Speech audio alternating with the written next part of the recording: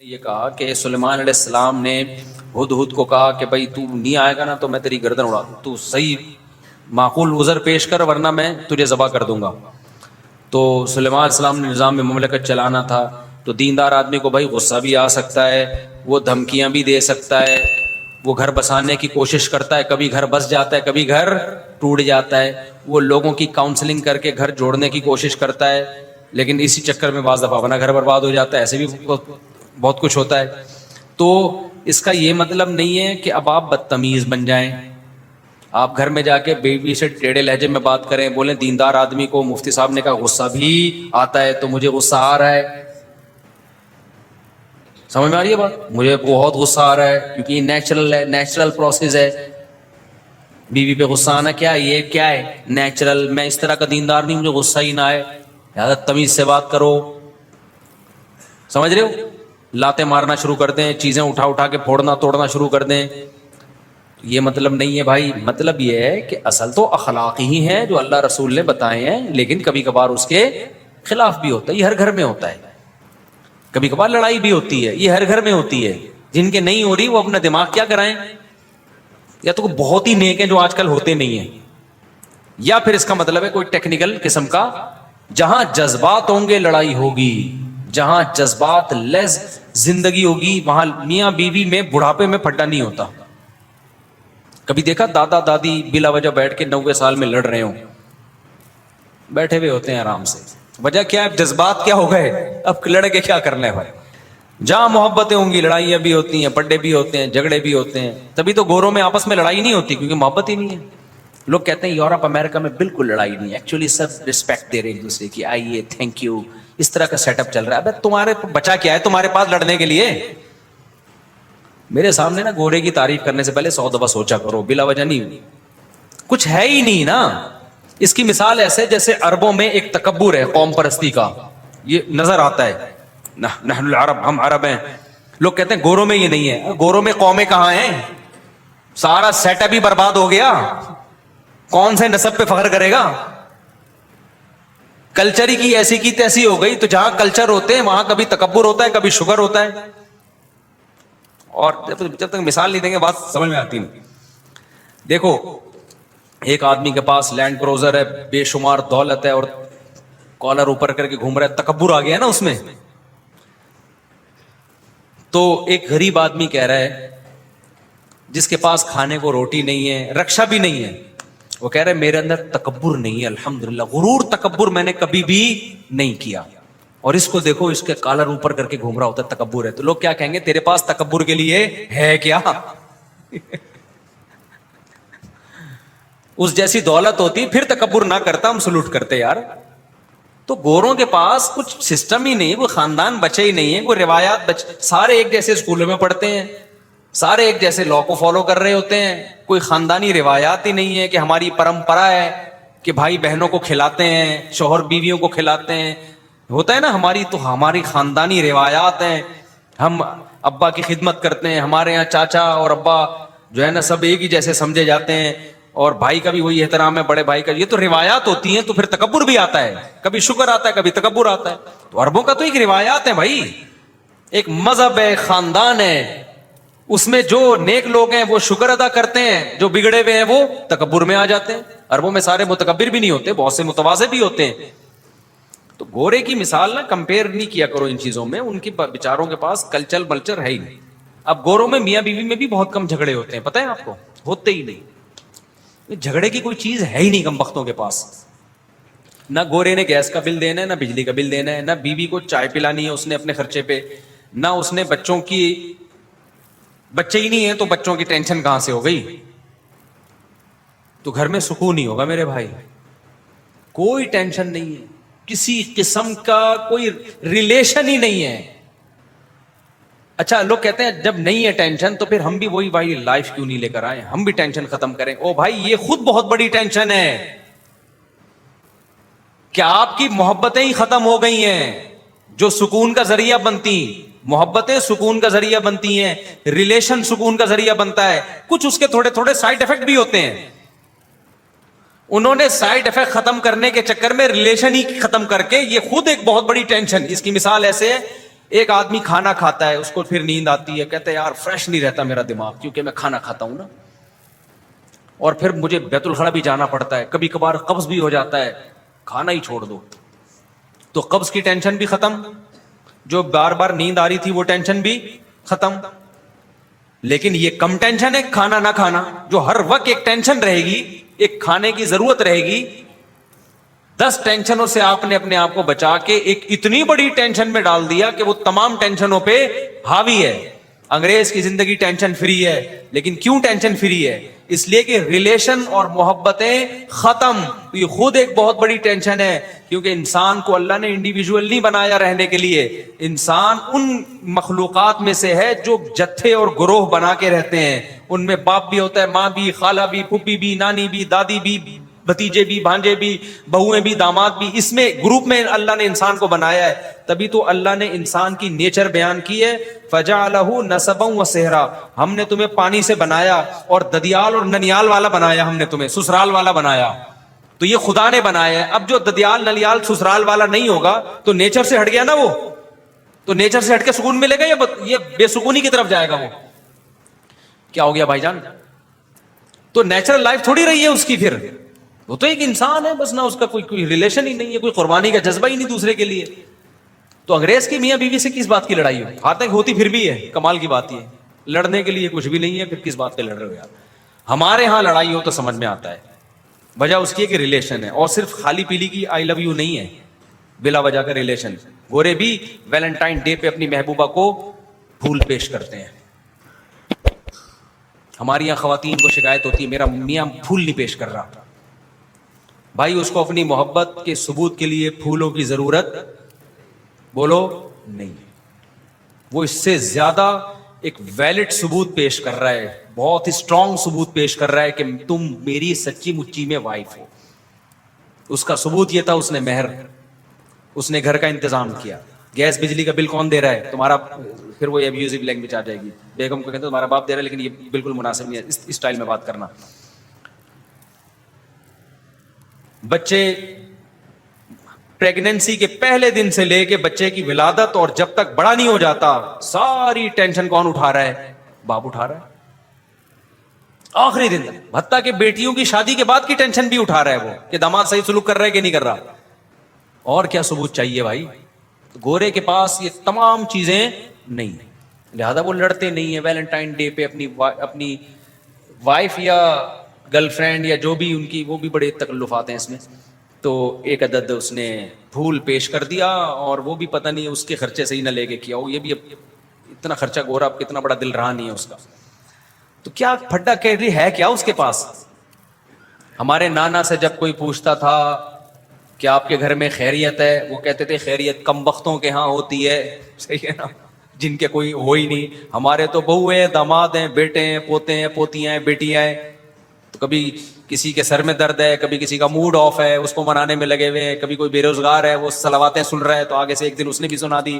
خیریت کن کے ہاں ہوتی ہے میرے بھائی؟ کم بختوں کے, بدقسمتوں کے ہاں ہوتی ہے, جن کے ہاں ہزار ہزار گز کے بنگلے اور دیواریں ہوں. میں ایسے مالداروں کے گھر میں بار بار بتاتا ہوں, جاتا ہوں, 1000 گز کا بنگلہ, ایک بڈھا بڈھی بیٹھے ہوئے ہیں, خیریت ہی خیریت ہے, لیکن اس خیریت میں ڈپریشن میں جا رہے ہیں. اس خیریت میں کہاں جا رہے ہیں؟ ڈپریشن. ہمارے یہاں تو سب چیزیں چل رہی ہیں. اس دن کیا ہوا؟ ظاہر ہے ہمارے گھر زیادہ ہے تو خیریت کا ریشو بھی تھوڑا سا کم ہوگا ہمارے یہاں. صحیح ہے نہیں؟ کہیں نہ کہیں کچھ نہ کچھ اونچ نیچ ہلکی پھلکی جھڑپیں چلتی رہتی ہے. بارڈر پہ لڑائیاں ہلکی پھلکی نا چلتی رہتی ہیں ہمارے گھر میں. محبتیں ہیں تو جھڑپیں بھی ہوں گی نا ہلکی پھلکی. بچے بھی ہیں, ایک بچے نے کسی کے لگا دیا چمبا, وہ بیٹھا ہوا ہے, وہ آگے سے وہ لگائے گا, تو پھر اب بڑے مسائل ہوتے ہیں, چھوٹے موٹے چلتے رہتے ہیں. اور یہ بہت اچھی, یہ ہم اس پہ خوش ہیں الحمدللہ. ہمیں وہ والی خیریت نہیں چاہیے جو گورا جس خیریت کا قائل ہے, وہ والی نہیں چاہیے بھائی ہمیں. تو ایک دن کیا ہوا, وہ ابھی کیا بتایا یار, اپنے گھر کی باتیں اچھا بھی نہیں لگتا بتانا. میرا کہیں گھر میں ہلکی پھلکی سی اونچ نیچ ہو گئی, مجھے میٹر بہت گھوم گیا نا اس دن, غصہ مجھے زیادہ آ گیا. میں نے کہا یار اب میں گھر میں رہا تو پھر لڑائی ہو جائے گی, تو گھر سے شارٹ ہو جاؤ, بہتر یہی ہے کہاں چلے جاؤ, گھر سے نکل جاؤ. سب سے بہتر طریقہ یہی ہوتا ہے, میاں بیوی میں کہیں اونچ نیچ ہو جائے تو گھر سے نکل جاؤ. میں گھر سے نکل گیا, کہاں جائے بھائی, دوسرے گھر میں چلا گیا. اچھا جب غصے میں آدمی ہوتا ہے تو اس کو چھوٹی بات بہت بری لگتی ہے. دوسرے گھر میں کوئی چھوٹی سی بات تھی جو زیادہ بڑی نہیں تھی لیکن میری مرضی کے خلاف تھی وہ, تو میں چونکہ غصے سے آیا تھا تو مجھے وہ چھوٹی بات لگی بری, تو میں نے ڈانٹ دیا ذرا زور سے. حالانکہ وہ اتنی ڈانٹنے کی بات نہیں, غصہ پہلے ادھر آیا ہوا تھا تو میں نے کہا پارسل کرو نا کہیں تو نکالو اس کو. اچھا مجھے اندازہ ہوا کہ یار یہ تھوڑا میں نے کیا کر دیا ہے, یہ اتنا بنتا نہیں تھا, لیکن میں چونکہ خود غصے میں تھا تو میں نے وہ پارسل کر دیا. اب میں نے کہا یہ نئی جنگ یہاں پہ جھڑپیں نہ شروع ہو جائیں, کہیں یہاں سے بھی کیا کرو موو کرو فوراً. گورے کو یہ باتیں سمجھ میں نہیں آئی. ہم وہاں سے نکلے, اب تیسرے گھر میں جاؤ تو ایسا نہ ہو کہ وہاں کچھ اور ہو, تو میں نے کہا دفتر ہی سب سے بہتر ہے, آفس. مجھے غصہ بہت شدید آیا ہوا تھا نا, یہ پرسوں ترسوں کی بات ہے. میں اس غصے کی کنڈیشن میں آیا آفس. جیسے ہی آفس میں گھسا ہوں, ایک صاحب بیٹھے ہوئے ہیں, یہ دارالعلوم کرنگی سے 2 علماء آئے ہیں آپ سے ملاقات کے لیے. اب بے وقت کوئی بندہ آئے نا, اس سے آدمی کو, اور مجھے تو بہت زیادہ غصہ آتا ہے کہ میں ریلیکس ہونے کے لیے آیا ہوں اور ابھی میرا دماغ نارمل کنڈیشن میں نہیں ہے, اچانک 2 بزرگ شخصیات ملاقات کے لیے آ جائیں تو آدمی پہلے نارمل ہوتا ہے تو بات کرتا ہے نا کسی سے. لوگ تو وہ تو بےچارے مولانا تھے, اب کیا کہہ سکتا ہوں میں, بزرگ نہیں تھے, نوجوان مولانا تھے وہ. میں نے کہا یار ان کو سناؤ ٹائٹ قسم کی نا, کہ بھائی آپ پہلے ٹائم لے لیتے, آدمی ہر وقت ایک جیسی حالت میں نہیں ہوتا, بے وقت آپ آ کے ٹپک گئے. اب میں جیسے ہی اندر گھسا ہوں تو بندے نے بتایا کہ یہ 2 آئے ہیں آپ سے ملاقات کے لیے. اب میں پھیکی تکلف والی مسکراہٹ, السلام علیکم, آپ سے مل کے دل تو چاہ رہا تھا کہ وہ بالکل بھی خوشی نہیں ہوئی ہے, کیونکہ میں تو آیا ہوں تھوڑا, جتنا بھی غصہ آ رہا ہو نا اصول یاد رکھو, گھر سے نکل جاؤ, آدھا 1 گھنٹے بعد آدمی نارمل ہو جاتا ہے. غصے کی کنڈیشن میں وہاں رہنا بہت خطرناک ہے. یہ میرا تجربہ ہے, ہمارے سے زیادہ کس کا تجربہ ہوگا, آپ کا ایک کا تجربہ ہوگا, ہم نے تو بہت سارے تجربے ہیں ہمارے پاس, ہول سیل کے حساب سے تجربے ہیں. میں تو تجربہ سینٹر کھولنا چاہ رہا ہوں اب. حقیقت ہے اس کا اصول یہ ہے کہ غصے میں, کیونکہ آدمی جتنا بھی نیک ہو, ہم تو کوئی بہت نیک بھی نہیں ہے, بہت نیک تو دور کی بات, ہم تو کوشش کر رہے ہیں نیک بننے کی, تو ہم جیسوں کو تو بھائی سیدھی سی بات ہے, آدمی ڈر جاتا ہے, اپنے اوپر کبھی اعتماد نہیں کرنا چاہیے, غصے میں کبھی صحیح فیصلے ہوتے ہیں انسان سے. تو میرا تو اصول ہے زیادہ آ رہا ہے گھر سے نکلو بھائی, جاؤ باہر جا کے بیٹھو, تو ریلیکس ہو جاتا ہے, پھر اس کے بعد نارمل کنڈیشن میں آتا ہے. اور یہ ہر شخص پر ہوتی ہے, کوئی ایسا نیک دنیا میں نہیں ہے کہ جی وہ غصہ ہی نہ آتا ہو, بالکل ریلیکس ہی رہتا ہو, ایسا کچھ نہیں ہوتا. اگر کوئی ایسا بول رہا ہے تو پاگل ہے, وہ نیک نہیں ہے. تو میں نے کیا کیا, میں جب دفتر میں آیا ہوں تو 2 بیٹھے ہوئے, پگڑی بھی باندھی ہوئی, داڑھی بھی ان کی, آپ سے ملاقات کے سلسلے میں حاضر ہوئے. مجھے آیا غصہ کہ یار ایک تو بے وقت آ گئے اور میں ابھی میں نارمل کنڈیشن میں ہوں, میں آپ کے سامنے بیٹھ کے کیسے بات کروں. میں بیٹھ گیا کیونکہ مجھے لگا میں جاؤں گا یہ ان کی بے اکرامی نہ ہو جائے. تو مجھے خیال ہوا کہ یار اگر میں بیٹھا رہا تو بے اکرامی کا زیادہ خطرہ ہے. الٹی بات کر دی نا انہوں نے, تو میں ان کو پارسل کر دوں گا جواب دکھا کے. ابھی میں نارمل نہیں ہوں. میں نے ان سے کہا مجھے ایک بہت ضروری کام ہے, بڑی مشکل سے اپنے آپ پر قابو کیا, میں نے بالکل نارمل, تاکہ ان کو پتہ نہ چلے. میں نے کہا مجھے ایک بہت ضروری کام ہے, آپ بیٹھے, میں آتا ہوں. ان کو بٹھا کے, وہ جو بیچارے گارڈ ہیں نا ہمارے, ان کے کمرے میں جا کے میں بیٹھ گیا آرام سے. آدھا پونے گھنٹے میں جب میں ریلیکس ہوا, اپنے آپ کو ذرا میں نے مصروف کیا دوسرے کاموں میں, یوٹیوب پہ کوئی ویڈیو دیکھی, کوئی پرینک دیکھا, کوئی مزاحیہ, آج کل عجیب عجیب چیزیں آ رہی ہیں مارکیٹ میں. تھوڑا جب میں ریلیکس ہو گیا اور مجھے اندازہ ہو گیا کہ اب وہ بالکل آثار ختم ہو گئے ہیں, پھر میں نے ان کو بلایا. کس سلسلے میں حاضر ہوئے, اب آپ سمجھو, یہ بڑا مزیدار واقعہ ہے. ان میں سے ایک مولوی صاحب, نوجوان مولوی صاحب, انہوں نے کہا میں دوسری شادی کر کے پھنس گیا ہوں, اس سلسلے میں حاضر ہوا ہوں. میں نے سوچا اس کو میں کیا سمجھاؤں کہ میں ابھی پھنسا ہوا, تو ابھی تو نکلا ہوں میں تھوڑی دیر پہلے. ابھی میں خود پھنسا ہوا تھا. یہی تو ہوا ہے میرے ساتھ. ایک میں کیا ٹینشن ہے بھائی, یہ مسائل تو 2-3 جب ہوں گی تو کچھ نہ کچھ تو ہوگا نا. کیا خیال ہے, ایک والے کو کیا پتا ہے یار, جب 2-3-4 ہوں تو کچھ نہ کچھ تو بھائی. جب شہد کے چھتے میں منہ دھو کے شہد پیو گے تو مکھیاں کیا کریں گی, کاٹیں گی. مجھے ہنسی آ گئی نا اس کی بات پہ. میں نے کہا اگر اس کو میری کنڈیشن کا پتا ہوتا نا کہ تو میرے سے اصلاح لینے کے لیے آیا ہے, میں خود پھنسا ہوا تھا. کہہ رہے میں پھنس گیا ہوں, کہہ رہے میں نے ابھی ابھی کی ہے اور میں کیا کر گیا ہوں, پھنس گیا ہوں میں تو, اور بیوہ سے کی ہے, اس کے بچے بھی ہیں, تو میری پہلی بیوی نے ناک میں دم کیا ہوا ہے اور یہ ہوا اور وہ ہوا وغیرہ وغیرہ نا. تو مجھے ہنسی آ گئی نا اس کی بات پہ. میں نے اس سے کہا کہ یار, یعنی اس سے کہا نہیں میں نے کہا اور ڈر جائے گا بیچارہ. تو دل میں میرے یہ تھا کہ میں خود پھنسا ہوا تھا, آدھا ابھی تھوڑی دیر پہلے میں نکلا ہوں, ورنہ میں تو آدھے گھنٹے سے تو پھنسا ہوا ہی تھا نا میں. اچھا, تو کہنے لگے مجھے کیا کرنا چاہیے. میں نے پھر اس سے پوچھا. اب دیکھو, میں اگر غصے کی کنڈیشن میں ان کو مشورہ دینا شروع کر دیتا تو صحیح مشورے نہیں دیتا. نارمل کنڈیشن میں آ گیا, اس لیے میں کہتا ہوں جب بھی آؤ نا ٹائم لے کے آؤ. ہر وقت ہر آدمی اس موڈ میں نہیں ہوتا کہ آپ اس کے سر پہ کھڑے ہو جاؤ. لوگ بہت زیادہ اصرار کر رہے ہوتے ہیں, جا رہا ہے آدمی تھکا ہوا ہے, لوگ کھڑے ہو جاتے ہیں, نہیں آپ سے ملنا ہے, میں لانڈی سے آیا ہوں, میں فلاں جگہ سے ہوں. بھائی میں انسان ہوں یار, تو میں کیسے, ہو سکتا ہے میں کوئی غلط بات کر دوں آپ سے غصے میں. تو ہر آدمی کی ہر وقت ایک جیسی کنڈیشن نہیں ہوتی. تو پھر میں نے کہا آپ بتائے کیا کہانی ہے. انہوں نے بتایا کہ جی میں نے تو بچوں والی بیوہ سے شادی کی ہے, میرے تو یہ ہو گیا, ہائے میرے تو یہ ہو گیا, فلانا ہو گیا. میں نے کہا کوئی ٹینشن لے لے گا ہے ہی نہیں. کہہ رہے اب کیا کروں میں نے کہا اب آپ سب کو بتا دو میں نے کر لیے, کسی کے باپ میں طاقت ہے نا, جو اکھاڑنا ہے کیا کرے اکھاڑ لے. ایسی کی وہ بیچارے نا ٹھٹرے ہوئے, گھبرائے ہوئے, ایسے لگ رہا تھا کہ قتل کر کے آئے ہیں اور پولیس پیچھے پڑی ہوئی ہے. میں نے کہا دیکھو آپ نے کام زندگی میں ایک ہی دفعہ بھی کیا ہے خاندانی. تو کہہ رہے ہیں اب ہوگا کیا. میں نے کہا اب ہوگا یہ کہ یہ ٹینشن رہے گی 6 مہینے. 6 مہینے کیا رہے گی, ٹینشن. کہتے ہیں پھر کیا ہوگا. میں نے کہا پھر آپ کو ٹینشن کی عادت ہو جائے گی. میں نے کہا میرے ساتھ بھی ایسے ہی ہوا تھا, پھر مجھے کیا ہو گئی, عادت ہو گئی. اب میں اس کو کیا کر رہا ہوں, انجوائے. تو وہ بیچارے کہنے لگے یار کیا مطلب. میں نے کہا تھوڑی کم ہو جائے گی, ٹینشن اتنی نہیں رہے گی, لیکن اب یہ دماغ سے نکال دو کہ ٹینشن فری زندگی. اب وہ چونکہ گھبرانے لگے کہ یار یہ کیا, اب تو ہمیں, میں نے کہا عادت ہو جائے گی آپ کو, ایسا نہیں ہے, جو کنڈیشن اس وقت ہو رہی ہے نا وہ نہیں رہے گی. تو کہتے ہیں کیا فائدہ کچھ نہیں. میں نے کہا بھائی فائدہ بھی بہت ہے, اللہ کے بندے یہ تو ایک پہلو ہے نا, اس کے اور بہت سارے پہلو بھی تو ہیں. تو آپ کی دونوں بیگم آپ سے محبت بھی کریں گے انشاءاللہ, ایسا نہیں ہوگا یار میری پہلی بیوی جا رہی ہے چھوڑ کے مجھے. میں نے کہا چلی جائے گی, واپس آ جائے گی. اس کو آدھا میاں جانے سے غم ہو رہا ہے تو پورا میاں کیسے کسی کو دے سکتی ہے. وہ خود سوچو یار, آپ آدھا لڈو کاٹ کے کسی کو دے رہے ہو تو آپ کو تکلیف ہو رہی ہے, تو آپ تکلیف سے بچنے کے لیے پورا لڈو اس کو دے سکتے ہو.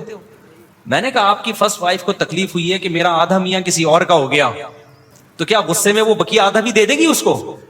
کبھی نہیں دے گی. وہ جائے گی 6-7 مہینے کے بعد, اس کو لگے گا میں تو میاں لیس ہو گئی, تو تھوڑا سا جو مل رہا تھا کم از کم وہ تو لو نا, اس لیے وہ 6 مہینے بعد واپس آ جائے گی. یہ انشاءاللہ میں آپ کو امید دلاتا ہوں ایسا ہوتا ہے, وہ 6-7 مہینے میں آ جائے گی واپس انشاءاللہ. باقی یہ کہ میں نے کہا انجوائے کرو, ٹینشن لے کیوں رہے ہو, تھوڑی دیر کی ہوتی ہے ٹینشن, گھر سے باہر نکل جایا کرو, جب سیٹ ہو جاؤ تو پھر واپس جاؤ, پھر جب ٹینشن ہو تو 6-8 دفعہ ایسا ہوگا تو بیگم بھی سمجھ جائے گی بھائی یہ بات کرو ہی نہیں, کہ بندہ ہی گھر سے اسٹارٹ ہو جاتا ہے. وہ بھی تو تھوڑی سی, اس میں بھی تو اللہ نے عقل دی ہوگی نا. تو میں نے کہا اس کی برکتیں, میں نے کہا ثواب کتنا کیا. اگر اس بیوہ سے آپ شادی نہ کرتے, سوسائٹی میں وہ زنا پر مجبور ہوتی کہ نہیں ہوتی, بتاؤ نا. اس کے بچوں کی کفالت نہ ہوتی, زانی بنتی وہ. یہ اور کیسے اس سوسائٹی میں کیسے بچ سکتی ہے ایک عورت. میں نے کہا وہ کام کیا جو پیغمبروں نے کیا ہے. حضرت ابراہیم علیہ السلام کی 2 بیویاں تھیں, ان میں بھی ٹینشن ہوتی تھی. ہمارے نبی کی 9 بیویاں تھیں. ایک دفعہ آپ صلی اللہ علیہ وسلم کا گھر میں اونچ نیچ ہوئی, آپ صلی اللہ علیہ وسلم اتنے پریشان ہوئے کہ گھر سے 1 مہینے کے لیے چلے گئے, اور قسم اٹھا لی کہ میں اپنی کسی زوجہ کے قریب نہیں آؤں گا. 29 دن کے بعد واپس آئے ہیں.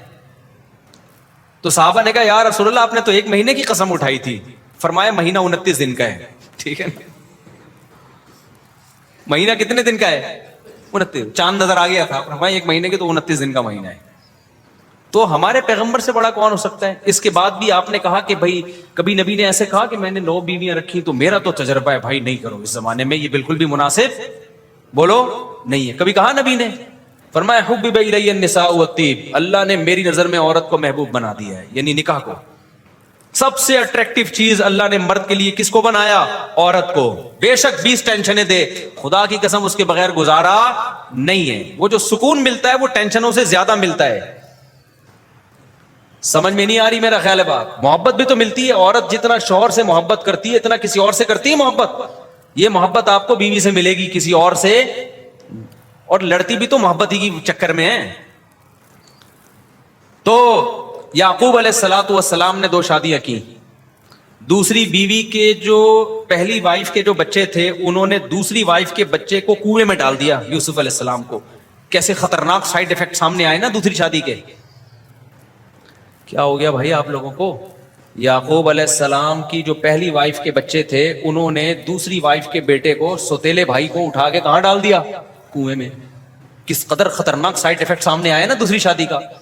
تو کبھی ملتا ہے میں یعقوب علیہ السلام نے اپنے بچوں کو کہا کہ بھائی میرا تو تجربہ بہت خطرناک رہا, تم لوگ یہ کام نہ کرنا. سوتیلے بھائی ہوتے ہیں ان میں جیلیسی میں پتہ نہیں کیا کیا ہو جاتا ہے. نا. یعقوب علیہ السلام نے اس کے بعد بھی ایک اور نکاح کیا ہے. جب یوسف علیہ السلام گم گئے تھے تو پھر بھی ایک نکاح کیا. اور آگے ان کی اولاد میں موسیٰ علیہ السلام پیدا ہوئے, انہوں نے 4 شادیاں کی. انہوں نے یہ نہیں کہا کہ میرے دادا یعقوب علیہ السلام نے 2 کی تھی, اس کے کتنے سائیڈ افیکٹ سامنے آئے تھے تو میں تو اب ایک ہی کروں گا. انہوں نے بھی 4 کی. تو یہ تمام سائیڈ افیکٹس کے ساتھ ہی یہ عمل کیا ہے؟ سنت. اسی میں اللہ نے برکت رکھی ہے, ان تمام ٹینشنوں کے ساتھ. اور یہ چھوٹی ٹینشنیں ہیں, یہ آپ کو بڑی ٹینشنوں سے بچاتی ہیں.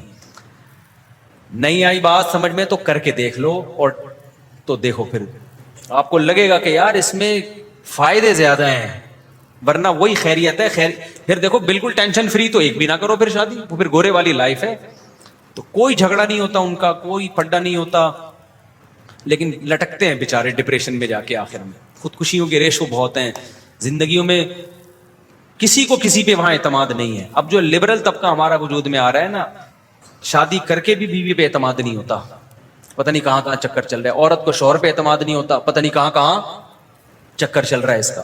تو میں نے وہ جو بیچارے نے بیوہ سے کی ہے نا, میں نے ان کو بڑی حوصلہ دلایا. میں نے کہا آپ نے جنت کما لی بھائی اپنے لیے, باقی یہ موسٹ وانٹیڈ لکھ دو اپنی بائک کے پیچھے. کیونکہ جو آپ کو لوگ جب ٹینشن دیں اور آپ ٹینشن لینا شروع کر دو نا تو لوگ اور زیادہ دیتے ہیں. تو میں نے کہا ہمیشہ ٹینشن دینا سیکھو, لینا مت سیکھو. ان کو میں نے ایسے حوصلہ دلایا. کہنے کیسے؟ میں نے کہا آپ نے جب کی ہے لوگ آپ کو برا بلا کہہ رہے ہیں, ہائے چھوٹے چھوٹے بچے پہلی کے, ان پہ ترس نہیں آیا, اور ہائے ہائے یہ ہے نا, ہائے ہائے یہ ہائے ہائے بہت کر رہے ہوتے ہیں. تو میں نے کہا گریبان کھولو اور آپ بولو کہ میں بندہ ہی ٹھیک نہیں ہوں. کیونکہ لوگ آپ کو برا کہیں گے, آپ جاؤ گے ڈپریشن میں کہ میں برا ہو گیا, میں اتنا برا آدمی ہوں. تو آپ بولو بھائی میں نے کب کہا کہ میں نے ایک آدمی ہوں, میں تو بہت ہی برا آدمی ہوں. لوگ آپ کو کہیں گے ٹھرکی, کیا کہیں گے؟ آپ بولو بھائی ہم تو ٹھرکی ہیں, ہم تو برے ہیں. ہمارے ایک دوست تھے اس کلاس فیلو, تو وہ سید تھے. اچھا ایک اور کلاس فیلو تھے, وہ زبیری, حضرت زبیر بن عوام کی اولاد میں تھے. ایک اور تھا وہ بھی سید تھا, لڑکا. اب لڑکے آپ کو پتا ہے کہ وہ نہیں نسب وسب کو مانتے. کلاس فیلوز جو ہیں وہ تو مذاق اڑاتے ہیں نا. تو جو کہتا تھا میں زبیر بن عوام رضی اللہ عنہ کی اولاد میں, وہ لڑکے نے ابے تو کسی چمار کی اولاد میں ہے, تو زبیر بن عوام تو بڑے صحابی تھے, یہ بکواس کر رہا ہے. وہ ڈپریشن میں جاتا, اوئے ہمارا بڑا اونچا خاندان ہے بھائی. دوسرا کہتا ہے میں سید ہوں, ابے تو کہاں کا سید آ گیا, پتہ نہیں عیدی سینٹر سے ملا ہے, کہاں سے ملا ہے, اور اپنے آپ کو پیغمبر کی طرف منسوب کر دیا. وہ جاتا تھا کس میں؟ ڈپریشن میں. تیسرا بڑا ٹائٹ تھا, وہ میں نہیں تھا, پہلے میں یہ بتا دوں, کیونکہ میں تو سید نہیں ہوں بھائی. وہ بھی سید تھا. اس کو جب وہ کہتا نا میں سید ہوں, تو وہ کہتا ہے ابے تو کہاں سے سید؟ کہہ رہے نہیں ہم تو کچھ بھی نہیں ہے بھائی, ہم تو بہت ہی برے لوگ ہیں, ہم تو برے لوگ ہیں بھائی, ہمارا تو کوئی نسب ہی نہیں ہے. تو وہ ایسی باتیں کرتا تھا کہ اس کو کوئی چھیڑتا نہیں تھا, پھر کہ یہ چھیڑ ہی نہیں رہا, جب اس کو چھیڑو تو یہ چھیڑ ہی رہا. تو جب لوگ آپ کو ٹینشن دیا کریں نا کہ تم 2 نمبر ہو, تم یہ ہو, آپ بولیں بھائی ہم 2 نمبر ہیں, ہم نے کب دعویٰ کیا مجھ سے, ہم ٹھرکی ہیں. ہم کیا ہیں؟ میں نے جب دوسری شادی کی نا تو بہت لوگوں نے کہا ٹھرکی ہے. میں نے کہا میں اتنا ٹھرکی ہوں کہ تیسری بھی کروں گا, میں تو بہت ہی برا آدمی ہوں. تو لوگوں کے تانوں میں آ کے اگر آپ گھبرانا شروع کر دیا نا تو لوگ کچا چبا کے مار دیں گے, آپ کو بتا دوں میں. ایسا عزت پھر بھی نہیں دیں گے, یہ بتا دوں میں, عزت پھر بھی نہیں ملے گی آپ کو. تو جو آپ کو سمجھ میں آ رہا ہے کرتے چلے جاؤ, لوگوں کی پرواہ مت کرو. لوگ کہتے ہیں چور ہے, فلانا ہے, ڈمکانا ہے. جب میرے پر تو کیا کیا الزامات نہیں لگے. بعض لوگوں نے یہ کہا تو بڑا ظالم ہے, گھر میں بڑا ظالم ہے, چنگیز خان ہے. تو میں نے کہا بھائی یہ بات میرے گھر والے کریں نا, تو کون ہوتا ہے؟ میں چنگیز نہیں, میں ہلاکو خان ہوں. میں جب گھر میں جاتا ہوں سارے بے ہوش ہو جاتے ہیں. میں چاقو لے کے گھر میں داخل ہوتا ہوں, بندوق لے کے, بم لے کے, گریڈ ہوتا ہے میرے ہاتھ میں. ایسا بدتمیز آدمی ہوں میں. تیرا کیا لینا دینا. ایک چھوٹا سا واقعہ بس آخری, پھر یہ ٹاپک کمپلیٹ. پچھلے ہفتے ایک صاحب نے دوسری شادی کی, پکڑے گئے. بالآخر بیوی نے کمپرومائز کر لیا, فرسٹ وائف نے, کہ چلو ہو گئی, میں برداشت کر رہی. بیگم کے کوئی تھے پتہ نہیں کوئی بہنوئی, وہ زیادہ اچھل رہا تھا 2-2 فٹ نا. اب جب بیگم نے کمپرومائز کر لیا ہے, فرسٹ وائف نے مان لیا ہے, تو وائف کا بہنوئی اس کا کوئی حق بنتا ہے بھائی بتاؤ نا. بیگم نے کمپرومائز کر لیا, چلو بھائی کر لیے, مجھے تکلیف تو ہوئی ہے لیکن اب چلو بس ٹھیک ہے, زندگی گزارتے ہیں. بیگم کو کا ریئیکشن سمجھ میں آتا ہے, اس کو تو میں کہتا ہوں برداشت کرو, بیچاری کو تکلیف ہوئی ہے, اس سے بدماشی سے بات مت کرو. آپ نے جب دوسری کی نا اور بیگم رو رہی ہے تکلیف, تو پھر بدماشی نہ دکھاؤ, دیکھتا ہوں تیسری بھی کر کے دکھاؤں گا, یہ بے موقع ہے. یہ بدماشی کیا ہے؟ اس کا زخم صحیح زخم ہے. عورت کو شوہر سے محبت ہوتی ہے بھائی, وہ محبت ڈیوائڈ ہوتے ہوئے بہت مشکل ہوتا ہے اس کے لیے برداشت کرنا. تو اس کو بدماشی نہ دکھاؤ کہ میں تو ایک اور کروں گا, نہیں, یہ بے موقع بات ہے. اس کو بتاؤ بیگم کیا کروں, میں مفتی صاحب کے بیان میں بیٹھتا تھا, ہو گئی غلطی ہو گئی. اس کو تو یہ بتاؤ مجھے تم سے بہت محبت ہے, اور ہونی بھی چاہیے. اس کو ٹائم بھی زیادہ دو شروع میں, اس کے زخم پہ جو ہے نا مرہم کی ضرورت ہے. اس کو بدماشی سے نہیں, اس کو محبت دو, عزت دو, پہلے سے زیادہ پروٹوکول دو. کوئی پڑوسی آ رہا ہے لڑنے کے لیے, اس سے بدماشی دکھاؤ کہ تیرا کیا میں تو بدماشی سسرال میں نہیں دکھا رہا تھا, میں بدماشی اڑوس پڑوس میں دکھا رہا تھا جن کو تکلیف ہو رہی تھی دوسری شادی پہ. تو اب کیا ہوا کہ وہ مجھے اپنی پوری کہانی نا انہوں نے سنائی. یہ 1.5-2 ہفتے پرانی بات ہے. کہنے لگے کہ میں جو ہے میں برداشت کرتا رہا, بیگم تو میری مان گئی, اس کو میں نے محبت سے سمجھایا, لیکن وہ آئے تو وہ انکل تھے, وہ انکل بھی یعنی وہ جوانی انکل تھے وہ, تو وہ یہ کہ وہ بہت زیادہ کر رہے تھے, بہت زیادہ. جب انہوں نے وہ تو مجھ سے ایک بہت بڑی غلطی ہو گئی. کہہ رہے میں نے غصے میں ان کے تھپڑ لگا دیا کھینچ کے. حضرت میرا بالکل ارادہ نہیں تھا تھپڑ مارنے کا, اور بس میں کیا کروں. اور پھر ایسے آنکھوں میں نمی, اس کے 1 گھنٹے کی کتھا سنائی ہے اس بندے نے, اور وہ تھپڑ کو فوکس کیا ہوا تھا اس نے کہ حضرت وہ میں نے بہت مجھ سے غلطی ہوئی, وہ میں نے ایک تھپڑ, میرا ارادہ نہیں تھا. میں نے کہا کمبخت 1 گھنٹے میں تو نے ایک ہی ڈھنگ کا کام کیا کہ اس کو تھپڑ مارا تو نے, اور اسی پہ تجھے ندامت ہو رہی ہے. اس بندے کو میں نے اس طرح سے سمجھایا. میں نے کہا اس پورے گھنٹے میں ایک کام آپ نے ڈھنگ کا کیا, میں کافی دیر سے انتظار کر رہا تھا کہ تھپڑ کیوں نہیں مار رہے آپ اس کو. 1.25 گھنٹے کے بعد جا کے آپ نے اس کو تھپڑ مارا, جو پہلے 1.25 گھنٹے پہلے مار لینا چاہیے تھا. جب تیری بیوی راضی ہے تو اتنا دور کا بندہ آ کے وہ تجھے سر پہ چڑھ رہا ہے, تو تو بول بھائی تیرا نہ لینا نہ دینا, نہ میں نے تیرے خرچے پہ کی ہے, نہ تیرا کوئی لینا دینا, تو کون ہوتا ہے مجھے سمجھانے والا. 2-4 منٹ سمجھاتا ٹھیک ہے, نہیں تو پھر کیا کرتا بھائی, نکل یہاں سے تو. میں نے کہا اس پورے 1 گھنٹے میں آپ نے ایک ہی تمیز کا کام کیا ہے, جو تھپڑ والا, اور اسی پہ آپ کو کیا ہو رہی ہے, ندامت. تو یہ آپ کا کام نہیں ہے. یہ 2 شادیوں کے لیے ضروری ہے پہلے سے تھپڑ تیار کر کے رکھو. تھپڑ سے میری مراد ضروری نہیں تھپڑ ہو, یعنی ڈائلاگ آپ کے پاس ہونے چاہیے. وہ ڈائلاگ یہ ہونے چاہیے بھائی کی اپنے خرچے پہ. لوگ کہیں گے ٹھرکی ہے, بولے ہاں ہے ٹھرکی, آپ کو کیا تکلیف ہے, اپنے خرچے پہ ٹھرکی ہے نا, آپ کے خرچے پہ تھوڑی ٹھرکی ہے. تو یہ بدماشی والا جب تک آپ کا اسٹائل نہیں ہوگا, آپ میں کانفیڈنس پیدا نہیں ہوگا, اور قوم آپ کو دبا دبا کے سسرال بھی دبا دے گا. سسرال بھی ایک حد تک برداشت کرنا چاہیے, ذہن میں رکھو. ایک حد کے بعد جا کے پھر سسرال کو بولو بھائی آپ کس میں رہو, اپنی لمٹ میں رہو. اگر اپنا کماتے ہو, اپنا کھاتے ہو, اپنا کھلاتے ہو, تو سسرال بھی. تو یہ میں اخلاق کی بات کر رہا تھا. اب ظاہر ہے جس کا یہ اسٹائل ہوگا تو لوگ بولیں گے یہ دیکھو دینداروں کے اخلاق. تو بھائی ہر جگہ سلیمان علیہ السلام کا ہدہد سے بات کرنے کا اسٹائل کچھ اور تھا, ملکہ سبا سے بات کرنے کا اسٹائل کچھ اور تھا. شروع میں تو سلیمان علیہ السلام نے ملکہ سبا کو بھی دھمکی دی تھی, لیکن جب پتا چل گیا فرما بردار بن کے آ رہی ہے تو پھر بڑے اچھے اخلاق سے ملکہ سبا سے بات کی ہے. ہمارے صوفی لوگ ہوتے تو وہاں بھی اعتراض کرتے کہ نامحرم سے بات کر رہے ہیں. کیا کر رہے ہیں سلیمان علیہ السلام, نامحرم کو بلایا انہوں نے اپنے محل میں, تو عجیب عجیب سے دینداری کے ہمارے ہاں معیار بن چکے ہیں, اس کو بہت زیادہ اصلاح کی ضرورت ہے. ابھی بھائی سلیمان السلام نے اس نامحرم کو بلایا. اچھا یہ بھی اشکال ہوتا, دیکھو جب سلیمان السلام نے کہا نا کہ اس محل میں داخل ہو جاؤ, تو ملکہ سبا نے اپنی پنڈلیاں کھولی. اس کو یہ تھا کہ یہ پانی ہے. تو ہمارے یہاں کے جو فنڈامنٹلسٹ قسم کے دیندار ہیں وہ وہاں بھی اعتراض کرتے کہ ملکہ سبا اپنی پنڈلیاں کھول رہی ہے, تو سلیمان علیہ السلام اس کو جیل کیوں نہیں بھجوایا کہ ایک نامحرم کے سامنے اپنی پنڈلیاں کھولی انہوں نے. بھائی بات یہ ہے کہ یہ موقع نہیں ہے ان چیزوں کا. آج کل کیا کرتے ہیں, نامحرم کے سامنے پنڈلی عورت نہیں کھول سکتی, لیکن ہر جگہ نہیں علی المنکر کا موقع نہیں ہوتا. کون سی چیز بے موقع ہے, کون سی با موقع ہے, یہ جب تک آپ نہیں دیکھیں گے اس وقت تک تبلیغ آپ کے لیے جائز نہیں ہے. آج بعض دفعہ علماء کسی خاتون کو انٹرویو دے رہے ہوتے ہیں, لوگ اس پہ بڑا اعتراض کر رہے ہوتے ہیں, نامحرم کے سامنے بیٹھے ہوئے ہیں.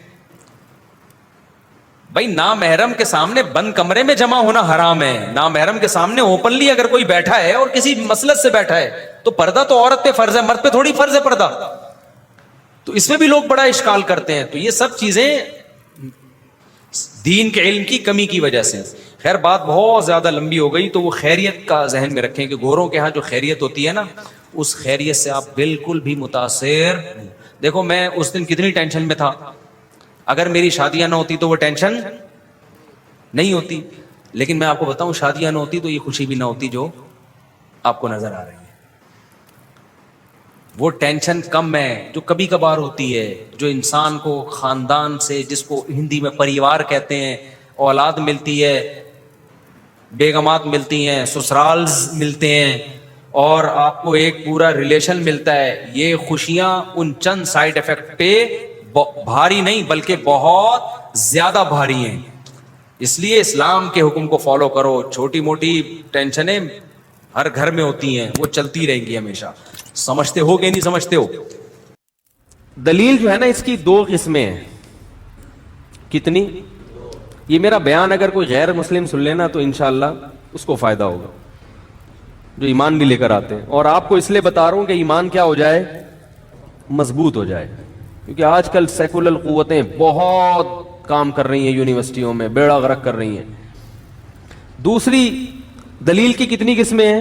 دو. ایک کو کہتے ہیں بدیہی اور ایک کو نظری. نون ضا را, اور یا نظر عربی میں فکر کو کہتے ہیں, رائے کو, فکر کو. بدیہی دلیل اسے کہتے ہیں کہ ایک شے کے تصور سے دوسرے شے کے تصور خود بخود آ رہا ہو, اس کے لیے آپ کو سوچنا نہ پڑے. پاگل ہو, بے وقوف ہو, دیوانہ ہو, باولا ہو, وہ فوراً فیصلہ کرے گا بھائی یہ ہے تو لازمی وہ ہے. جیسے دھوپی کی مثال, بھائی دھوپ ہے تو سورج ہے, اس کے لیے کوئی سائنسدان ہونا ضروری نہیں ہے. نہ غور و فکر کے, میں غور کر کے, یہ دلیل تو میرے سامنے آئی ہے, روشنی. اب میں ججز بلاتا ہوں, وکلا کو بلاتا ہوں اور ڈیبیٹ کرتے ہیں کہ کیا یہ روشنی اس بات کی دلیل ہے کہ سورج ہے. غور کر کے میں 1 گھنٹے میں آپ کو انشاءاللہ جواب دوں گا. کبھی ایسا ہوا بھائی ہے نا یار ہے, تو وہ ایسے ہو گیا جیسے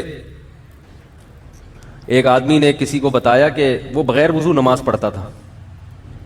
ایک صاحب بغیر وضو کئی سال سے نماز پڑھ رہے تھے. ان سے کسی نے کہا بغیر وضو نماز نہیں ہوتی. اس نے کہا میری تو ہو رہی ہے, میں تو 10 سال سے پڑھ رہا ہوں, بغیر وضو کیا ہو رہی ہے. تو ان کی نظر میں بھی یہ کیا تھی, بدیہی, بھائی ہو رہی ہے, میں پڑھ کے دیکھ رہا ہوں. ان کا خیال تھا ہونا اسے کہتے ہیں کہ بھائی رکوع کرو تو رکوع میں چلے جاؤ, کھڑے ہو جاؤ, سجدہ کر لو, تو یہی ہونا ہے.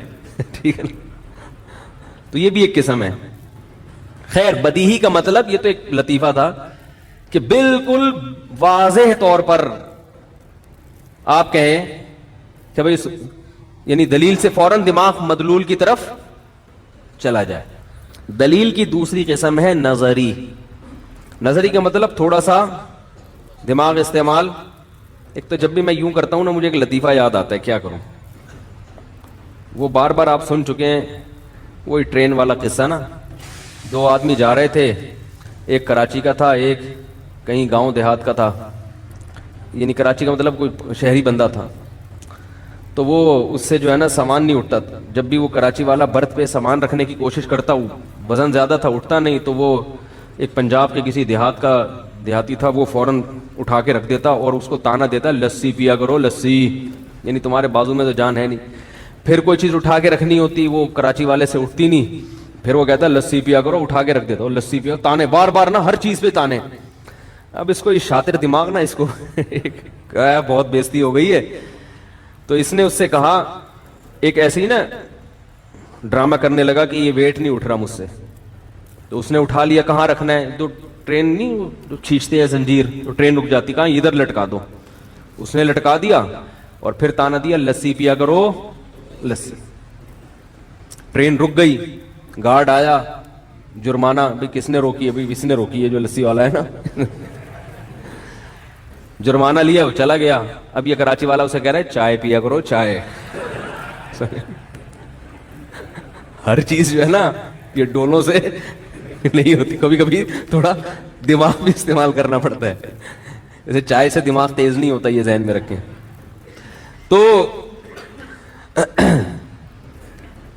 تو بدیہی کسے, ایک تو ہوتا ہے بدیہی اور ایک ہوتی ہے نظری. نظری کا مطلب یہ, تو میں یہ جب کر رہا تھا نا تو مجھے دماغ وہاں جا رہا تھا وہ لطیفے کی طرف.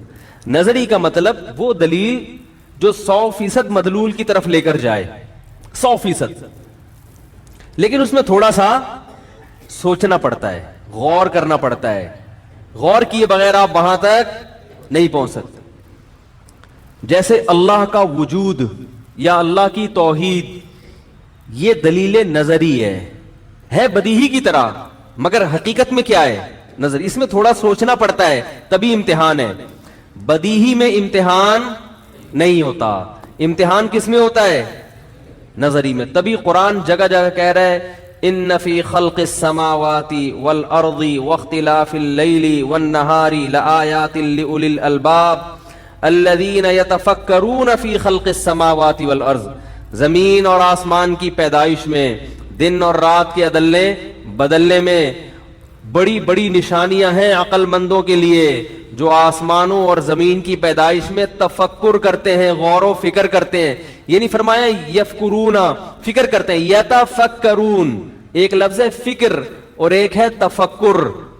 فکر کا معنی غور کرنا, تفکر کا معنی خوب تسلی سے تمیز سے بیٹھ کے صغرے کبرے ملا کے تسلی سے غور کرنا. فرمایا وہ ایسے غور کرنے والوں کے لیے زمین اور آسمان میں بڑی بڑی نشانیاں موجود ہیں. نشانیاں کیا مطلب, دلائل موجود ہیں. یہاں دلیل کو نشانی کہا گیا. آیات کس بات پر, کہ اللہ کا وجود ہے, اس کے ساتھ کوئی شریک نہیں ہے, اس نے بندوں کی ہدایت کے لیے پیغمبروں کو بھیجا ہے, اور اس نے آخرت بنائی ہے, جنت بنائی ہے, جہنم بنائی ہے. یہ تمام یعنی وہ غور و فکر کرتے کرتے اس انتہا تک پہنچتے ہیں. یہ عجیب آیت ہے قرآن مجید کی, خدا کی قسم یہ ایک آیت ہی کافی ہے بتانے کے لیے کہ یہ کلام اللہ کا کلام ہے, ورنہ اتنی خوبصورت ترتیب نہ ہوتی اس میں. دیکھو دلیل پہ جب ہم غور کرتے ہیں کائنات کی, ابتدا اللہ سے شروع ہوتی ہے اور اس کی انتہا جنت اور جہنم پہ جاتی ہے. یہ جو غیر مسلم کہتے ہیں نا جنت ہمیں سمجھ میں نہیں آ رہی, جہنم نہیں آ رہی, بھائی آپ ڈائریکٹ اینڈ تک پہنچ رہے ہو, آپ اس چیز پہ غور کر رہے ہو جو کسی اور چیز کا نتیجہ ہے. مجھ سے لوگ کہتے ہیں کہ اسلام کا یہ حکم غیر مسلم کے سمجھ میں ہی نہیں آ رہا. میں کہتا ہوں نہیں آئے گا, اس کی سمجھ میں نہیں آئے گا, کیونکہ آپ اس سے وہ بات کر رہے ہو جو اس کی مینٹل اپروچ سے بات کی ہے. آپ اس سے شروع کی باتیں کرو, پھر وہ وہاں تک پہنچے گا. یہ ایسے ہی ہے جیسے ایک آدمی کا ہدف ہے لاہور جانا اور وہ حیدرآباد جانے کے لیے تیار ہے نہیں. چاہے وہ ٹرین سے جائے گا, جہاز سے جائے گا, تو پہلے فضا میں یا زمین پہ پہلے تو کوئی دوسرے اسٹیشن آئیں گے نا, اس کے بعد پہنچ جائے گا نا. وہ کہہ رہا ہے نہیں میں ڈائریکٹ کہاں جانا چاہتا ہوں, بھائی جن بھی نہیں لے جا سکتا, وہ بھی لے کے جائے گا تو راستے میں کچھ علاقے آئیں گے. تو بہت سی چیزیں ایسی ہوتی ہیں کہ آپ ڈائریکٹ اینڈ تک پہنچ رہے ہو, حالانکہ آپ نے پہلے شروع کے اسٹیپ چھوڑ دیے ہیں. بات سمجھ میں آ رہی ہے؟ تو قرآن کیا کہہ رہا ہے, یتفکرون, یہ تمام انسانوں کے بارے میں, چاہے وہ مسلمان ہو یا غیر مسلم. عقل اگر ہوگی, کیونکہ پاگلوں کے لیے یہ دین نہیں آیا. یہ بتا دوں آپ, یہ جو آج کل دیندار لوگ زیادہ تر پاگل نظر آتے ہیں نا, معذرت کے ساتھ, باولے والی باتیں کرتے ہیں. میں پاگل پن کی مثالیں دوں دینداروں کی کیا چل رہی ہے. کاروبار میں نقصان ہو گیا, کسی نے کچھ کروا دی. حالانکہ صبح دکان ٹائم پہ کھولی نہیں. جو طور طریقے تجارت کو چلانے کے لیے پبلسٹی پورے طریقے سے کرنا, پبلسٹی اس کی وہ کی نہیں, اس کام کا تجربہ ہے نہیں. کہیں نہ کہیں فالٹ ہوتا ہے, اور الزام کس پہ ڈالتے ہیں؟ کسی نے کچھ. گورا کبھی نہیں الزام ڈالے گا. گورے کو کاروبار میں نقصان ہو گیا, وہ سر جوڑ کے بیٹھے گا یہ فالٹ کہاں سے, اس کو دور کرنے کی. میں اکثر لوگوں کو مثال دیتا ہوں کہ یہ جو ابھی کچھ دن پہلے, کچھ چند سال پہلے خلا میں سائنسدانوں نے ایک راکٹ چھوڑا تھا, دوبارہ سے کہیں مریخ پہ, ان کے لیے تو کوئی انڈا موڑ, اور یہ ایسے مریخ ایسے ہی ہو گئے ہیں آج کل. چاند پہ جا رہے تھے یا مریخ پہ یا کہیں خلا میں, کچھ سائنسدان جا رہے تھے, کئی سال پہلے کی بات ہے, وہ تباہ ہو گیا تھا راکٹ. وہ ہم نے بھی اس وقت وہ دیکھی ان کی وہ جو ویڈیو تھی, تو اس میں خبر یہ آئی تھی کہ اب جب تک اس راکٹ کے تباہ ہونے کی رپورٹ سامنے نہیں آئے گی کہ کیوں تباہ ہوا, سائنسدانوں کو خلا میں, بولو بھائی, نہیں بھیجے. جب تک یہ سامنے ہوا کیوں.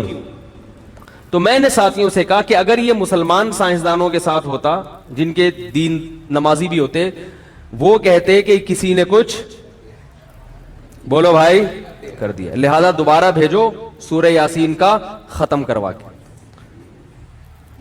بات ہے. اور مزید 25-30 سائنسدان. سورہ یاسین کی برکت کے ہم منکر نہیں ہیں, لیکن اللہ نے دنیا کو کس سے جوڑا ہے؟ لڑکیوں کی گھر میں ٹینشن, وہ ڈپریشن کی مریض بن رہی ہیں. مسئلہ یہ کہ عمریں زیادہ ہو گئی اور رشتہ مل نہیں رہا, کسی نے کچھ. ابے بھائی فالٹ دیکھو کہاں ہے. میاں نے مار مار کے بھرکس نکالا ہوا ہے بیوی کا, ہے بھائی, وہ ذہنی ساس کی وجہ سے ذہنی مریض بن گئی. اب آج رپورٹ آئی ہے, بیان کا ٹاپک چینج نہ ہو جائے, ایک گھر کی رپورٹ آئی, میں اس لیے بتا رہا ہوں, کسی کے گھر کا راز فاش کرنا, آپ کوئی پہنچ ہی نہیں سکتا وہاں پہ, لیکن بتا رہا ہوں کہ بھائی یہ بھی ظلم ہے جو ہمارے معاشرے میں ہو رہا ہے. ایک اکلوتی بہو اگر کہیں چلی جائے, 2-4 دیور اور بھی مزید خاندان, تو بہو صبح ان کے کھانے بنا رہی ہے سب کے, دوپہر لنچ بھی, رات کا ڈنر بھی, اور اگر بھائی یا بہن میں سے کوئی شادی شدہ رہنے کے لیے آ جائے تو روزانہ ان کے کھانے بھی کون بنا رہی ہے؟ میں نے ان سے کہا یار اگر ایک دن کے لیے کوئی بھابھی آ جائے کہیں سے, چلو ایک دن تو خدمت کر بنتی ہے, آگے پڑ گئی ہے, پھر ان کی ذمہ داری ہے کہ وہ خود کیا کریں, خود پکائیں خود کھائیں بھائی. تو وہ سارا کس پہ؟ تو وہ تو پاگل ہوگی نا. تھوڑے دن میں جب اس کو ڈپریشن ہوگا تو پھر پتہ کیا کریں گے, کام کا بوجھ ہلکا نہیں کریں گے. ٹھیک ہے نا, کام کا بوجھ ہلکا نہیں کریں گے. پھر بولیں گے ہماری بہو کو, یا شوہر بولے گا میری بیوی پہ کسی نے کچھ کیا کوئی جادو وادو کر دیا. پھر وہ جائیں گے کسی بابا کے پاس, روحانی عامل کے پاس, وہ کمبخت بے غیرت بے شرم انسان عورتوں کا بنیان سونگے گا, صحیح ہے نا, وہ بنیان لے جا کے دیتے ہیں اس کو, وہ سونگ کے بولے گا کہ اس پہ جادو ہے, پھر قمیضیں ناپے گا یوں کر کے بالشوں میں, ڈرامے بازی ناپ کے بولے گا یہ چھوٹی ہے آدھا بالش ہو رہی ہے, اس کے جادو وادو ہے. یہ پاگلوں کے لیے دین میرے بھائی نہیں آیا. اس کی وجہ دیکھو کہ کیوں ڈپریشن میں جا رہی ہے. جب بھی کوئی ڈپریشن میں جا رہا ہے اس کے پیچھے کوئی فالٹ. عورت اگر پاگل ہوتی ہے نا نفسیاتی, یا تو شوہر کا قصور ہے, یا باپ کا قصور ہے, یا ساس نے کیا ہے اس کو, یا نندوں نے کیا ہے, یا جٹھانیوں نے. اس کے علاوہ عورت کو پاگل کرنے والا مارکیٹ میں اب تک پیدا, بولو بھائی, کیونکہ عورت کا واسطہ انہی سے پڑتا ہے. میرے پاس کوئی بھی پاگل عورت بیچاری کا فون آئے, میں کہتا ہوں یا تو بھائی ساس کا مسئلہ ہے یا شوہر کا میں فالٹ ہے, یہ دونوں صحیح ہے تو سسر صاحب میں کوئی گڑبڑ ہوگی, یا نندو اور شوہر کی بہنوں کو نند بولتے ہیں, اور جٹھانی کس کو بولتے ہیں؟ بڑے بھائی کی, بڑے والے چھوٹے والے کی کو نہیں بول سکتے, وہ دیورانی ہوتی ہے. تو خیر جس قسم کی نیا کر کے آ رہی ہیں دیورانیاں جٹھانیاں, یا میں نے کہا مسئلہ کہاں سے ہو رہا ہے, یہاں سے. یا سوکنوں کی وجہ سے بھی ہوتا ہے, اگر ایک ہی گھر میں رکھا ہوا ہے سب کو تو وہ ذہنی مریضہ بنا دیتی ہے. ٹھیک ہے نا, تو اس فالٹ کی کمی, یا عورت کی لڑکی کی سرے سے شادی نہیں ہو رہی تو بھی مسئلہ ہوتا ہے. تو اس کو فالٹ کو تلاش کرنے کے بجائے دیکھو یہ بھی ایک دلیل ہے, یہ بھی کیا ہے, ڈپریشن میں جانا ایک دلیل ہے. کس بات کی؟ کہ یہ ٹینشن میں ہے, اور ٹینشن میں ہونا دلیل ہے کس بات کی؟ کہ کوئی اس کو ٹینشن, کیونکہ خود سے ٹینشن نہیں ہوتی, کوئی وجہ ہوتی ہے ٹینشن کی. सारी बल्ली जादू टोने फलाने कर दिया, हम बहुत बड़े बुजुर्ग के पास गए थे, उन्होंने बताया, वो झूठ नहीं बोल सकते। मैंने कहा उस बेचारे को खुद इलाज की जरूरत है, उसके अपने मसाइल हैं यार, वो तुम्हारे कहां से। और बंदे को अगर टेंशन है ना डिप्रेशन में, तो या तो बेरोजगारी है, समझ में आ रही है बात, ज्यादातर क्या होती है बेरोजगारी, रोजगार ही नहीं मिल रहा हो तो बेचारा सड़कें नापते नापते, या आमदन कम होती है जिसकी वजह से वो सब्र का मादा होता नहीं है, फिर चारों तरफ से घर से भी ताने, बीवी से भी ताने, बाहर से भी ताने, ठीक है ना, पान गुटके के पैसे लोगों से मांग रहा होता है। तो अक्सर यही होता है, 99.99% यही हो रहा होता है। लेकिन हम लोग तो, इसलिए मैं कहता हूं कि मेरे भाई ये दीन जो नाजिल हुआ है, कुरान क्या कह रहा है, लआयातिल लिउलिल अलबाब, अकल वालों के लिए है, पागलों बेवकूफों के लिए नहीं है। लोग कहते हैं हमारे हजरत इतने नेक हैं, उनको पता ही नहीं कुछ, उनको तो हमारे हजरत जो थे ना बड़े ज़हीन थे, वो फरमाया करते थे जिस बुजुर्ग के बारे में लोग ये कहना इतना नेक है, उस बेचारे को पता ही नहीं, समझ लो कि वो नेक नहीं है, क्या है, पागल है, ठीक है ना।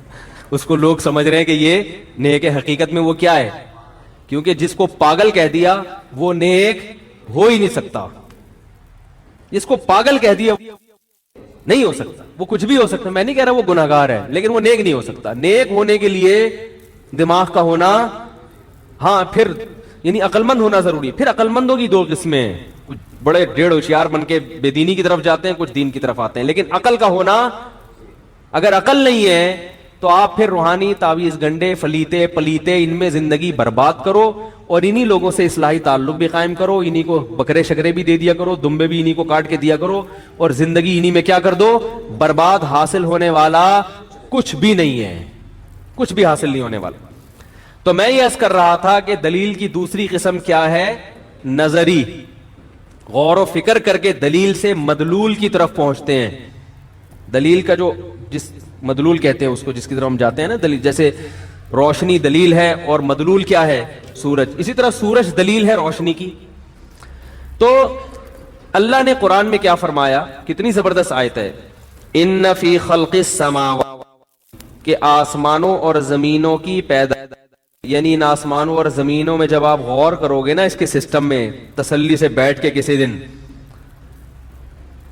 यतफक्करून, खूब गौर करोगे, क्या पता चला यहां से, इस लफ्ज से क्या पता चला कि ये खुद ब खुद समझ में, तभी हिंदू हिंदू क्यों रहता है, इसलिए कि वो जिस घर में पैदा हुआ तो वो कहता है कि मुझे इसके खिलाफ चलने की जरूरत है ही नहीं। वो गौर करेगा तो आएगा ना, वो गौर ही नहीं करता। तभी गैर मुस्लिम हमेशा ज्यादातर क्या रहते हैं, गैर मुस्लिम ही रहते हैं। तो अल्लाह कह रहे हैं गौर करना पड़ेगा, गौर करना पड़ेगा ये, और थोड़ा बहुत नहीं, तसल्ली से बैठ के, फी खल्क़िस समावाति वल अर्ज़, किसमें, आसमानों और जमीन की पैदाइश में। आसमानों और जमीन से मुराद है मखलूक। सिर्फ आसमान जमीन तो अरब में एक मुहावरा है ना, हम कहते हैं ना मैं तुम्हें जमीन और आसमान दे दूंगा, क्या मतलब, हर मखलूक। तो जो भी मखलूक आपके सामने आए आपको उसमें गौर करना पड़ेगा। फरमाया यतफक्करून इन्न फी खल्क़िस समावाति आयातिन, निशानियां हैं, आयत भी कहते हैं, दलील को क्या कहते हैं, आयत। ये दलाइल है अक्लमंदों के लिए। किस बात पर दलाइल है, यानी आप जमीन और आसमान की किसी भी चीज को देखोगे तो अगर गौर करोगे, जैसे सूरज की रोशनी पे थोड़ा सा भी गौर करोगे तो दिमाग कहां जाएगा, सूरज की तरफ, कि सूरज है अगरचे हमें नजर नहीं आ रहा। ऐसे ही इस कायनात में एक एक पत्ते पर, एक एक जर्रे पर, फूल की बूटियों पर, के गुलाब में ऐसी खुशबू किसने डाल दी, इसके पत्तों को इतना मुलायम किसने बनाया, और कैसे खूबसूरत खूबसूरत फूल और कैसी बेहतरीन खुशबुएं अल्लाह ने पैदा की हैं, और कैसे अंगूर और अनार के बागात। उन्जुरू इला समरिही इदा असमरा व यनई, फरमाया इस अनार के पकने के अमल को देखो, कैसे खूबसूरत अंदाज से और कैसे खूबसूरत स्टाइल में ये पकना शुरू होता है। जमीन में गोबर, पानी, मिट्टी, लेकिन उससे कैसा खूबसूरत पौधा, और फिर उससे कैसे बिखरे हुए अनार, और कैसे वो, यानी अनार का जो फल है और उसमें कैसी तहों के अंदर वो एक एक दाना अल्लाह ने बिछाया हुआ है। ये सब खुद ब खुद नहीं हो सकता। आप दो ईंटें खुद ब खुद नहीं, यानी हवा से नहीं जुड़ जाती, तो ये अनार के انار کے اندر اتنے خوبصورت اسٹائل میں دانوں کو بچھانا اور اس میں اتنا بہترین مزیدار رس بھر دینا جو صحت کے لیے بھی مفید ہو، یہ خود بخود نہیں ہو سکتا. میں ان کے لیے بڑی بڑی دلائل ہیں، نشانیاں. کس بات پہ دلائل ہیں؟ فرمائیے عقل مند لوگ وہ ہیں الذین، اب اللہ ان کے سٹیپ بیان کر رہے ہیں، یہ کرتے کیا ہیں؟ یتفکرون، خوب غور کرتے ہیں، فی خلق السماوات والارض، آسمانوں اور زمین کی پیدائش میں. الذین یتفکرون فی خلق السماوات والارض، کیا ہے آیت؟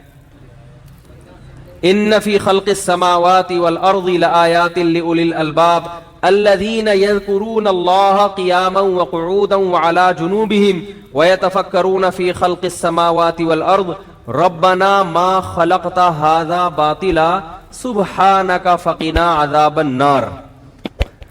غور و فکر کر کے کیا کہتے ہیں کہ اللہ تو نے اس کائنات کو بیکار پیدا نہیں کیا، لہذا ہمیں جہنم کی آگ سے بچا لے. یہ بالکل آخری سٹیپ ہے جہاں غور و فکر کر کے پہنچتے ہیں، اس سٹیپ کا اللہ نے ذکر کیا. اب سوال پیدا ہوتا ہے کائنات میں غور کرنے کا جنت اور جہنم سے اور اس دعا سے کیا تعلق؟ ہائے ہائے کیسے سمجھائیں یار. بھائی کائنات میں غور کر کے یہ بات ذہن میں آنا کہ اللہ ہے، یہ تو سمجھ میں آتا ہے نا کہ جو بنی ہوئی چیز ہے خود سے نہیں بنتی.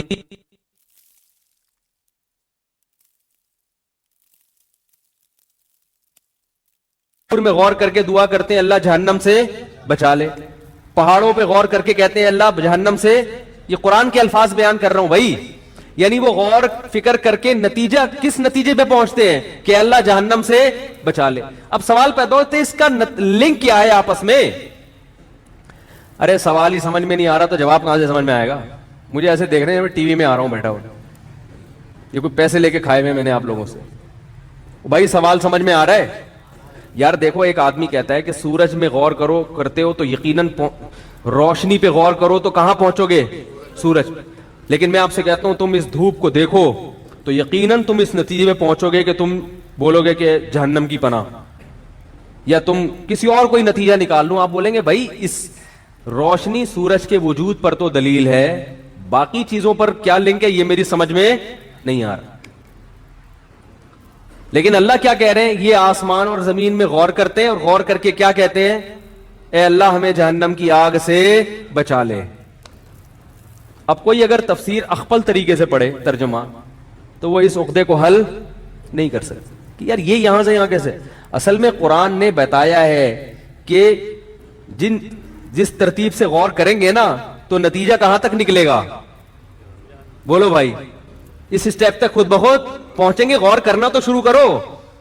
غور کرو گے تو بالآخر تمہاری آواز یہی ہوگی، تمہارے منہ سے یہ دعا نکلے گی اے اللہ ہمیں جہنم کی آگ سے بچا لے. کیسے؟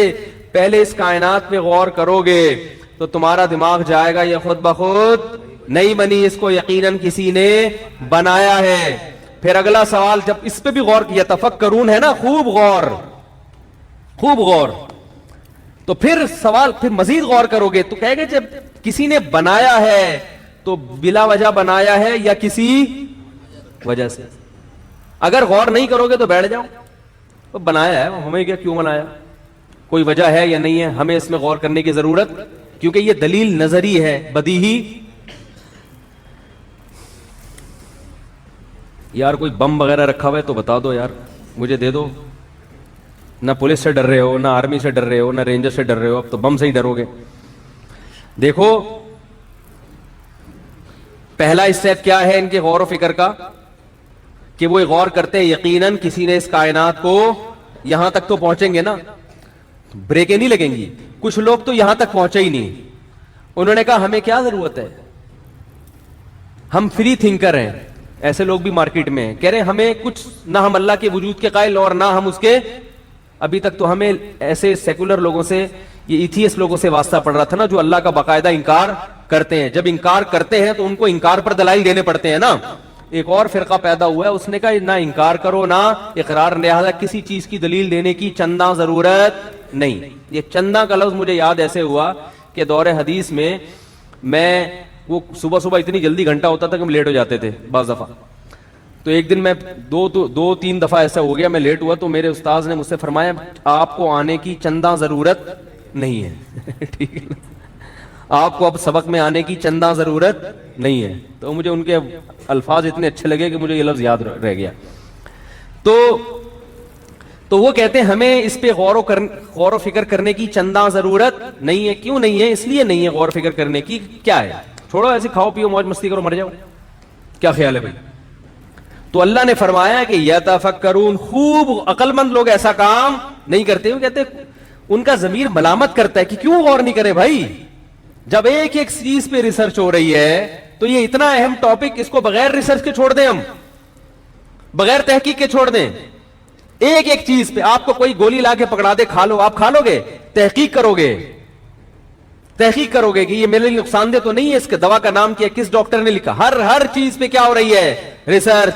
اور اتنا اہم ٹاپک، اس پر انسان نے ریسرچ کرنا چھوڑ دی. ضمیر ملامت کرتا ہے انسان کا، لیکن وہ ضمیر کی آواز پر لبیک نہیں کہتا، وہ خواہشات نفسانیہ کا غلام بنتا ہے. وہ کہتا ہے اگر میں نے ایک اسٹیپ پہ غور کیا تو پھر اگلا اسٹیپ بھی مجھے سوچنا پڑے گا.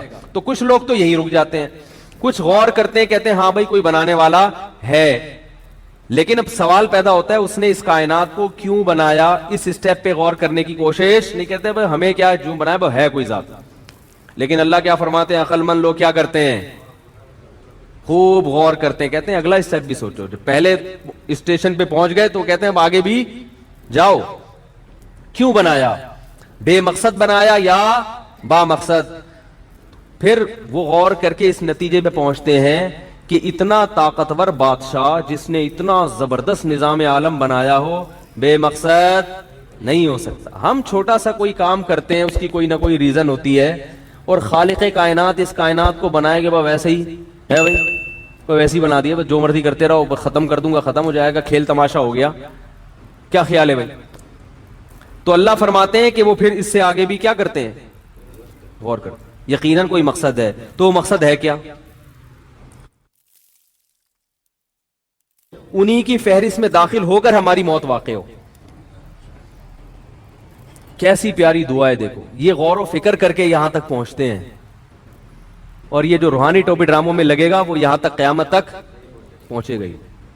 وہ اس میں سینس ہی نہیں ہے نا. سینس ہوتی تو بنیان سنگھانے جاتا، وہاں پجامہ لے کے جاتا اس کے پاس ہے بھائی. کسی کو اپنا کوئی پجامہ دے رہا ہے، کوئی اپنی کرتا دے رہا ہے، کسی کو جا کے کوئی قمیض دے رہا ہے، کوئی ناڑا دے رہا ہے، اس کو ناپ کے دیکھو بھائی.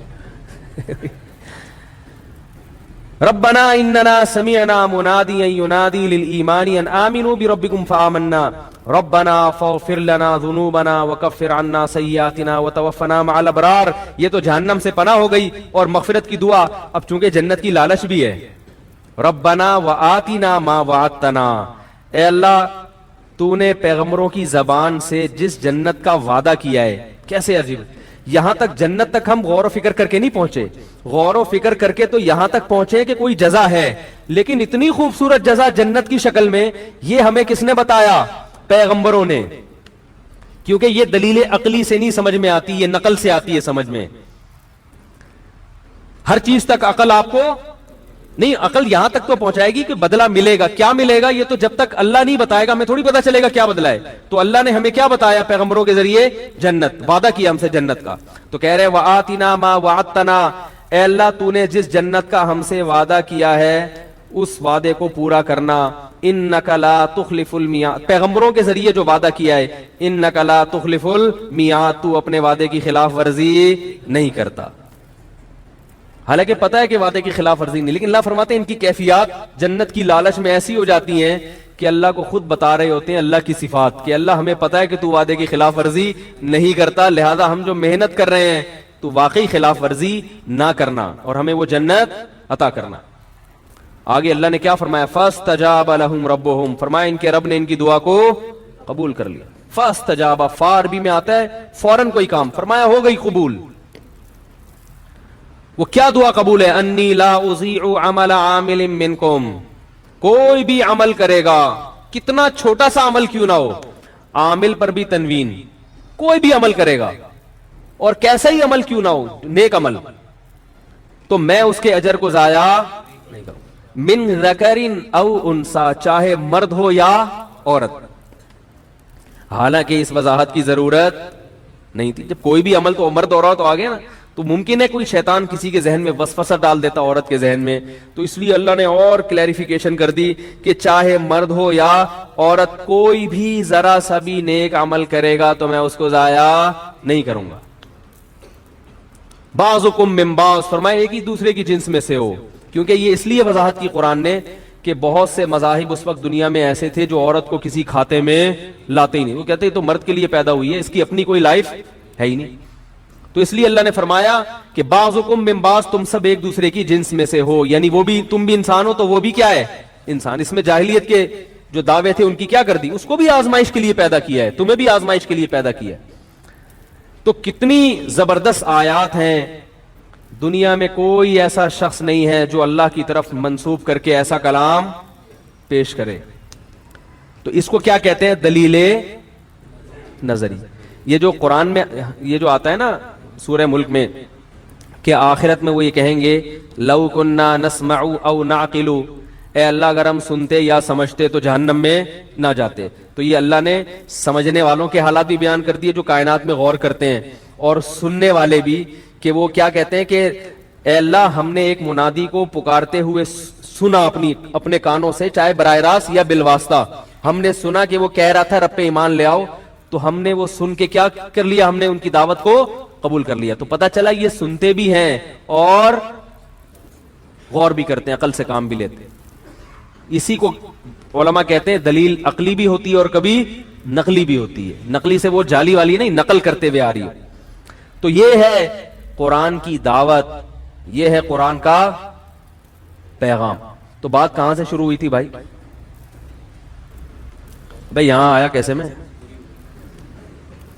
اصل جو ٹاپک شروع ہوا تھا, ہاں وہ جو میں نے شروع کی تھی نا کہ قرآن کی جو آیت شروع کی تھی کہ ان الذین یخشون ربهم بالغیب, جو اپنے رب سے ڈرتے ہیں بغیر دیکھے. تو یہ بغیر دیکھے پر آ رہی تھی بات کہ لوگ کہتے ہیں ہمیں نظر نہیں آتا تو ہم ایمان کیوں لے کر آئیں. تو اللہ فرماتے ہیں کیونکہ یہ بدیہی دلیل نہیں ہے نا, نظری ہے, تو اس لیے فوراً ایمان نہیں لاتے. تو سوچو گے تو یہاں تک انشاءاللہ پہنچو گے. جو ہندو سوچے گا, جو عیسائی سوچے گا, جو یہودی سوچے گا, وہ یہاں تک پہنچے گا انشاءاللہ اگر صحیح طرح سے سوچے. خواہشات کی چادر اتار کے اپنی خاندانی رسومات اور اپنے یہ کہ میرے باپ دادا کا دین کیا ہے, میرے باپ دادا کا, ان سب چیزوں کو ہٹا کے سوچے گا تو انشاءاللہ اس نتیجے تک پہنچے گا. وہ سوچتے نہیں ہیں تو پھر الزام پر دہشت گردی کے الزامات بھی لگاتے رہتے ہیں. کبھی یہ کہتے ہیں اسلام یہ کہہ رہا ہے, کبھی یہ کہتے ہیں اسلام یہ کہہ رہا ہے. وہ جو ہے یہ جو ٹاپک ہے نا